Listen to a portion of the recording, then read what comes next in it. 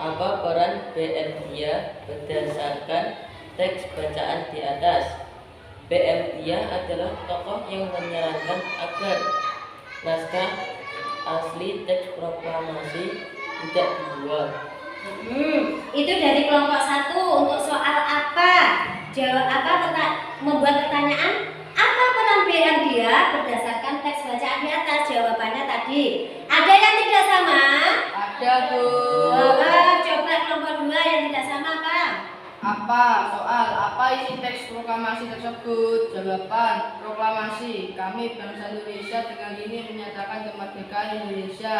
Hal-hal yang mengenai pemindahan kekuasaan dan lain-lain diselenggarakan dengan cara seksama dan dalam tempo yang singkat-singkatnya. Jakarta, hari 17 bulan 8 tahun 45 atas nama bangsa Indonesia. Soekarno-Hatta. Boleh, betul. Selanjutnya kelompok 3 untuk membuat pertanyaan apa? Soal apa yang disimpan oleh BM Dia selama 46 tahun 9 bulan mulai dari jawab teks naskah asli proklamasi. Boleh, betul juga karena ada di bacaan, sesuai isi bacaan. Selanjutnya yang kedua siapa? Saka. Siapakah Sayuti Milik? Sayuti Milik adalah tokoh yang mengetik naskah proklamasi. Betul, sesuai bacaan. Siapakah Sayuti Milik itu? Kelompok 1 buat pertanyaan itu. Jawabannya yang mengetik naskah proklamasi. Kelompok 2 sama? Tidak, Bu. Tidak, ya. Bagaimana soalnya? Soal siapa yang menulis teks asli proklamasi? Jawaban: Soekarno. Betul apa salah? Salah. Harusnya jawabannya? Sayuti Oh, betul apa salah tadi? Naskah asli yang menulis. Betul ya? Yang diminta siapa yang menulis? Jadi tulisan tangan. Siapa yang menulis naskah proklamasi? Yang asli berarti Soekarno, betul. Ya, kalau kalian baca tadi di bacaan ya. Kelompok 3 ada yang beda? Iya, coba dibaca. Siapakah nama wartawan yang menemukan teks proklamasi? Jawab BM Dia. Siapakah nama wartawan yang menyebarkan? Bagaimana Anda?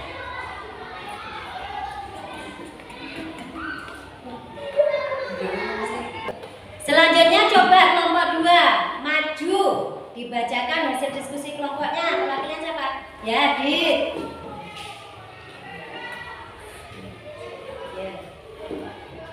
Apa? Soal apa peran BM Dia berdasarkan teks bacaan di atas?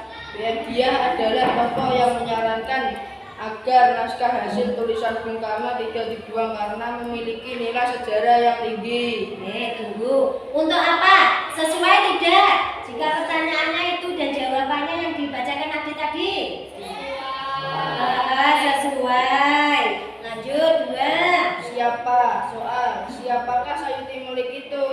Sayuti Milik adalah tokoh yang mengetik naskah proklamasi. Sesuai betul? Sesuai. Itu juga di bacaan 3. Di mana naskah proklamasi yang asli disimpan? Di Arsip Nasional. Betul? Lanjut. Kapan?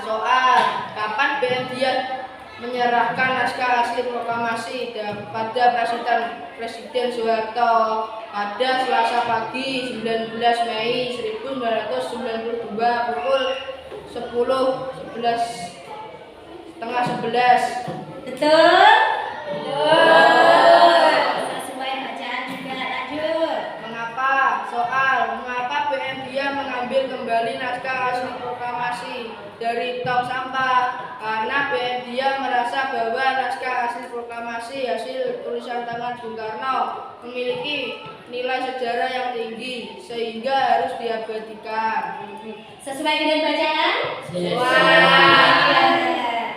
Yang terakhir untuk bagaimana? Bagaimana pendapatmu terhadap keputusan BNDIA mengambil kembali naskah asli proklamasi? Merupakan sebuah keputusan yang sangat baik karena dengan disimpannya naskah asli proklamasi hasil tulisan Bung Karno, bangsa Indonesia memiliki peninggalan sejarah yang bernilai tinggi. Iya. Terima kasih untuk kelompok 2 kita, kasih tepuk tangan.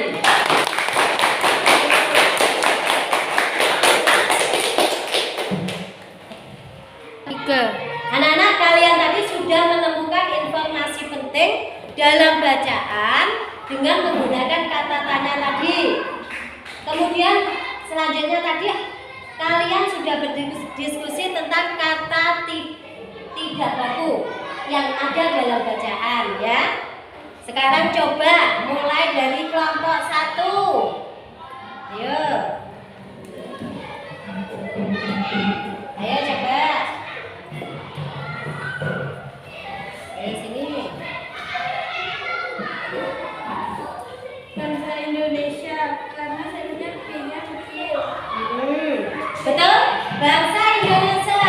B-nya seharusnya kecil? Cukup Indonesianya yang besar.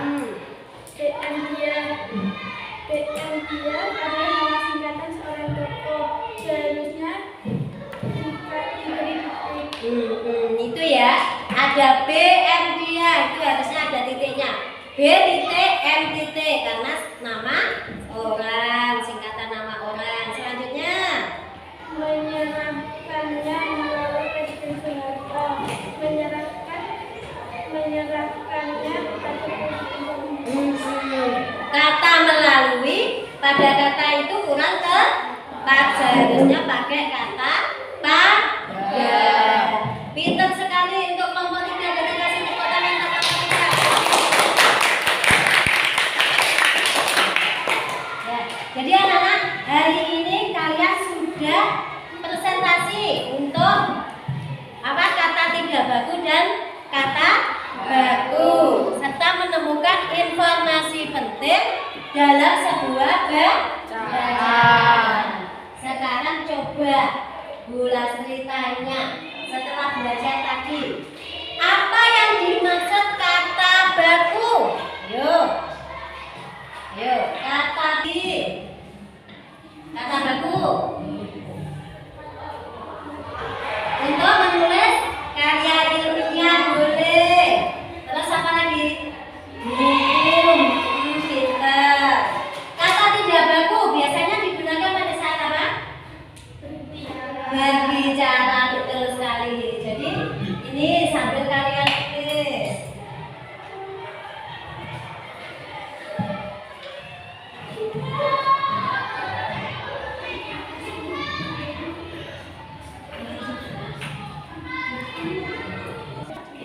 Jadi anak-anak, benar seperti yang kalian katakan tadi, bahwa kata baku itu adalah kata yang digunakan pada situasi resmi. Terus untuk penulisannya sesuai dengan EYD atau ejaan yang disempurnakan. Selanjutnya kata baku itu biasanya digunakan dalam penulisan buku, tesis, skripsi. Pintar sekali siapa tadi yang sudah menyebutkan tadi. Sedangkan kata tidak baku itu adalah kata yang biasanya kita gunakan untuk percakapan sehari-hari. Jadi kata baku itu tidak perlu apa, resmi, karena apa, digunakan untuk berbicara seperti ini. Yang penting yang diajak berbicara itu paham atau komunikatif. Oke. Selanjutnya untuk kata baku, aturan penulisan kata baku itu ada beberapa. Ini hanya sebagian kecil saja. Nanti di rumah silakan kalian lengkapi, ya. Untuk kata baku itu biasanya yang pertama di awal kalimat. Awal kalimat dari bagaimana? Besar, pintar sekali. Yang kedua, kata baku digunakan untuk, ayo, nama kota atau nama orang.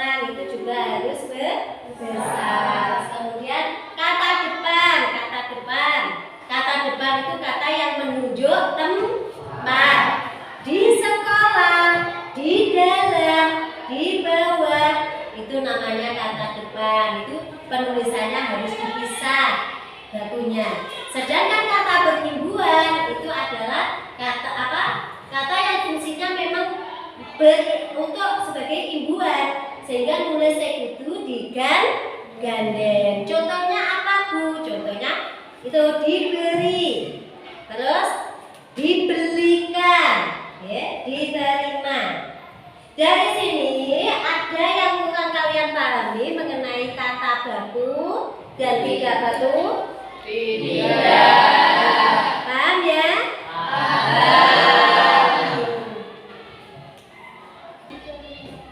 Coba anak-anak sekarang ada gambar di slide. Jadi Nasri punya beberapa gambar. Kalian perhatikan di gambar satu ini. Di gambar satu ada dua gambar. Itu ada gambar apa saja? Kerja paksa. Dengan perintah ya. Sebelum kerja itu kerja paksa. Terus apa lagi? Zaman penjajahan. Gambar zaman penjajahan. Ya ini banyak sekali ya. YouTube ya, jadi kalian tahu ya. Terus ini juga ada gambar dua. Gambar dua itu ada gambar apa saja Nana? Kerja sekolah. Terus Pagi.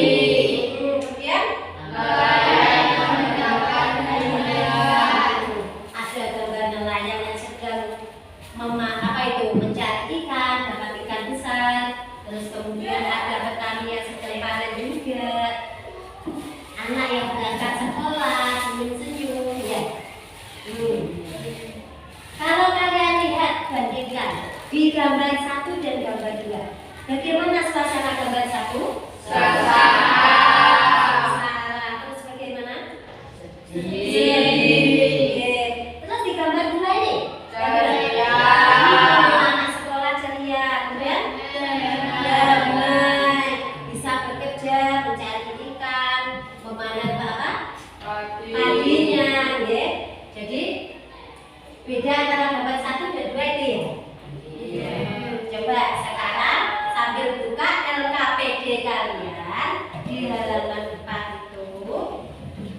Ini nanti kalian jawab LKPD itu berdasarkan video yang akan Bu Lastri putar.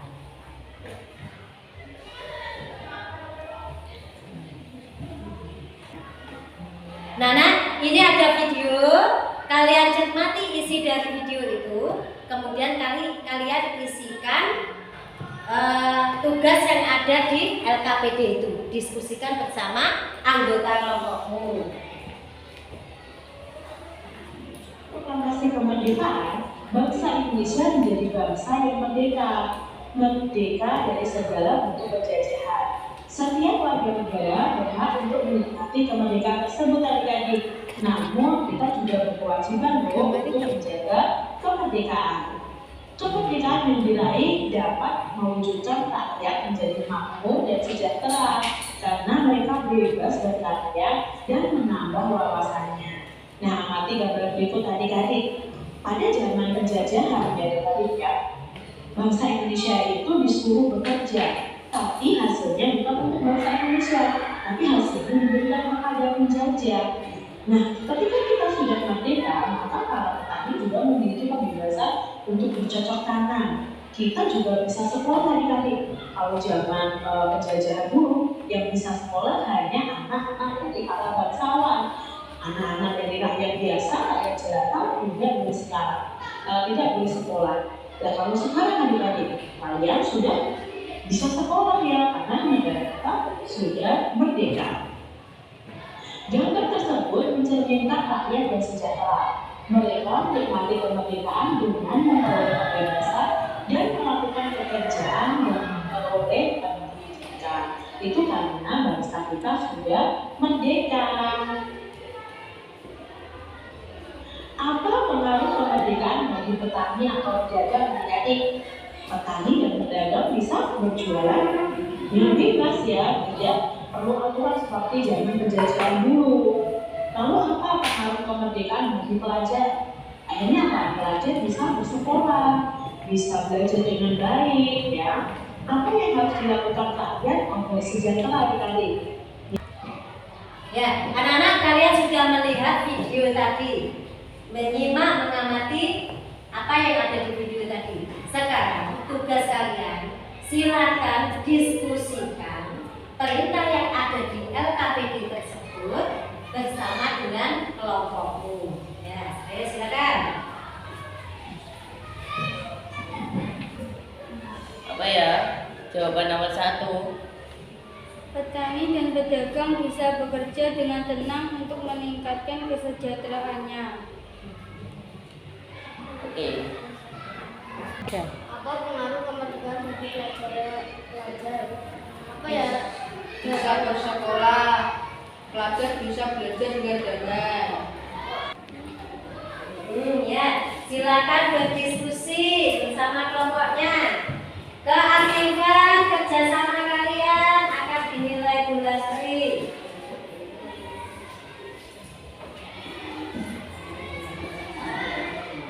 Yuk. Silakan beliau berdiskusi.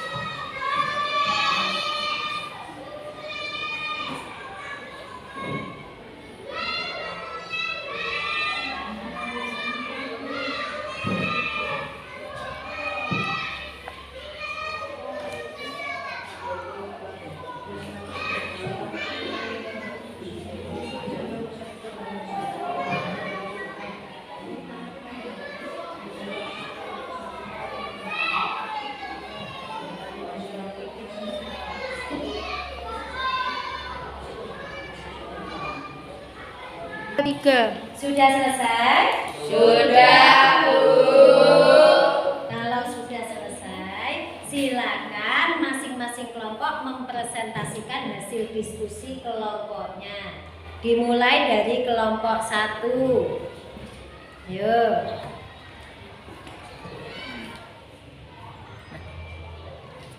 Satu, apa pengaruh kemerdekaan bagi petani atau pedagang?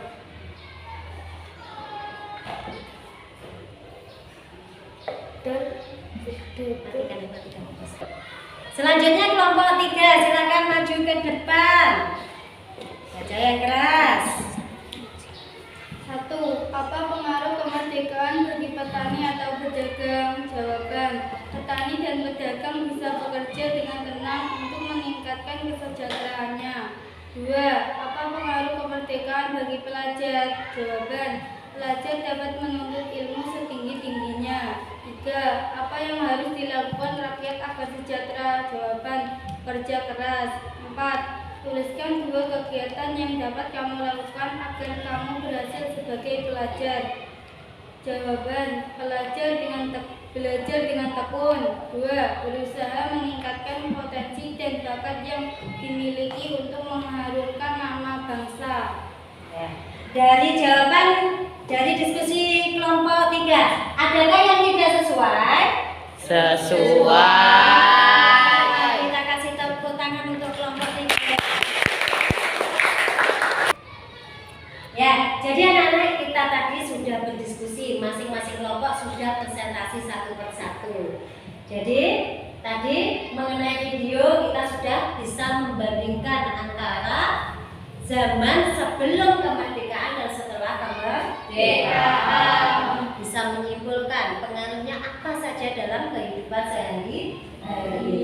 Jadi ini pengaruh proklamasi kemerdekaan dalam kehidupan sehari-hari yaitu yang pertama, rakyat memiliki kebebasan untuk bekerja, mensejahterakan hidup keluarganya. Jadi dengan adanya kemerdekaan, setiap orang itu berhak untuk memilih bisa bekerja menjadi apa. Pokoknya halal sehingga bisa sejahtera. Yang kedua, untuk pelajar. Jadi pelajar bisa menuntut ilmu setinggi-tingginya, memperoleh hak atas pendidikan itu tadi, ya. Jadi tadi kalau di video tadi yang dapat mendapatkan pendidikan siapa? Hanya siapa tadi? Anak bangsawan. Anak bangsawan, ya Cynthia, pintar sekali. Jadi anak-anak dengan kemerdekaan itu tadi kita bangsa Indonesia itu berhak untuk apa? Mensejahterakan diri, untuk memperoleh pendidikan. Banyak sekali manfaatnya, ya. Tadi di gambar juga dijelaskan bahwa kita itu apa? Matikan dulu, jelasin. Di gambar di awal tadi ada petani yang sudah panen, gitu. Ada nelayan yang sedang mencari ikan. Jadi kalau kemerdekaan kondisi merdeka, rakyat Indonesia itu bebas untuk memanfaatkan sumber daya alam yang dimiliki tanpa ada rasa takut. Jadi di alam ini, di alam sekitar kita ini banyak sekali tumbuhan, hewan yang memiliki manfaat bagi makhluk hidup. Dalam kesempatan ini kita akan belajar tentang manfaat tumbuhan dan hewan untuk kehidupan manusia. Oleh karena itu, agar kalian paham betul bagaimana tumbuhan dan hewan bisa bermanfaat bagi manusia, nanti kita akan melakukan pengamatan di luar. Untuk pengamatan ini nanti saya kasih waktu 15 menit, bekerja dalam kelompok, tetap tertib. Nanti setelah itu masuk kembali ke kelas, kita berdiskusi dari hasil pengamatanmu itu tadi. Paham untuk tugas kalian?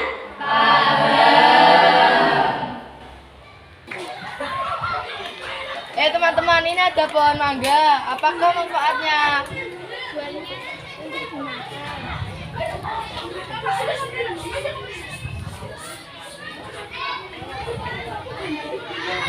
Apalagi ya teman-teman?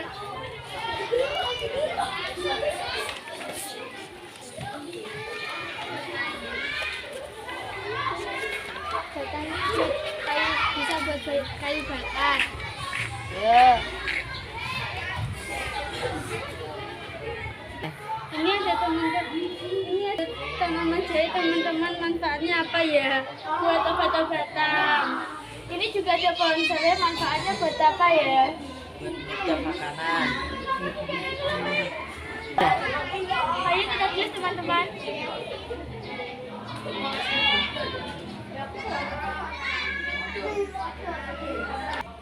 Ya, anak-anak kalian sudah mengamati tumbuhan dan hewan yang ada di lingkungan sekolah, ya. Sekarang coba tuliskan hasil pengamatan itu di lembar LKPD yang telah disiapkan. Ayo, silakan dituliskan semuanya.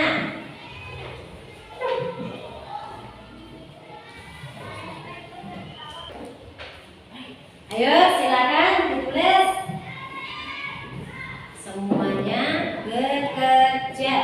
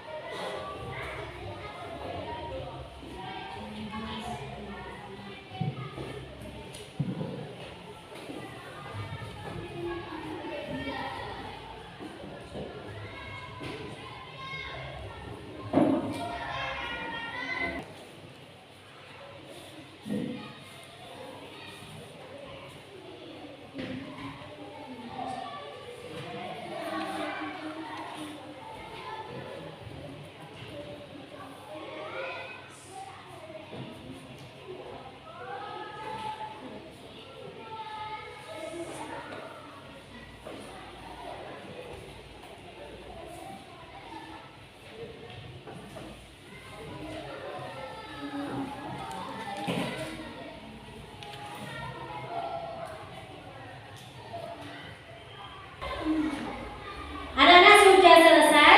Sudah, Bu. Baik, kalau sudah selesai kita presentasikan hasil diskusi kalian di depan kelas. Coba kelompok 1. Ayo, silakan.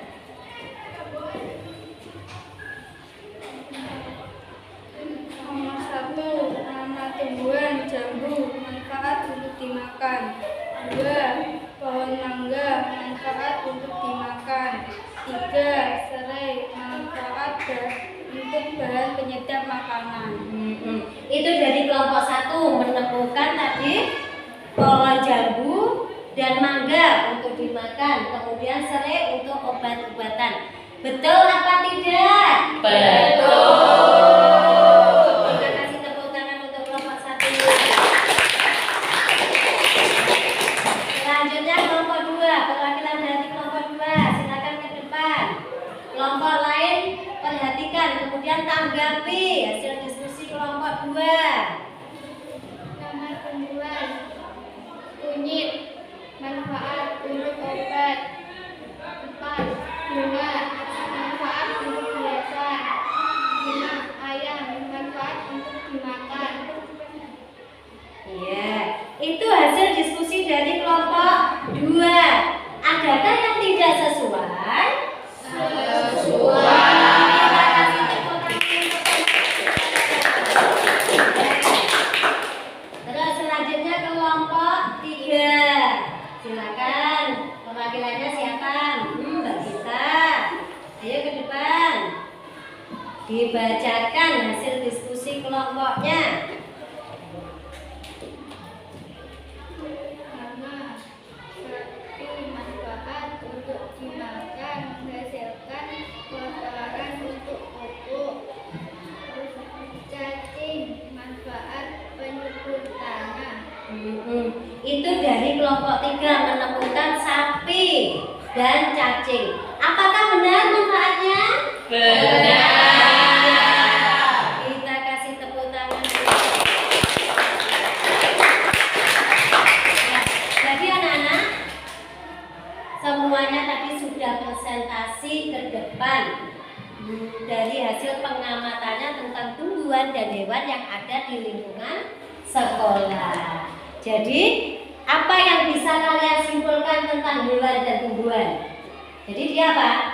Tumbuhan dan hewan memiliki Manfaat untuk manusia. pinter lihat, memiliki manfaat untuk manusia.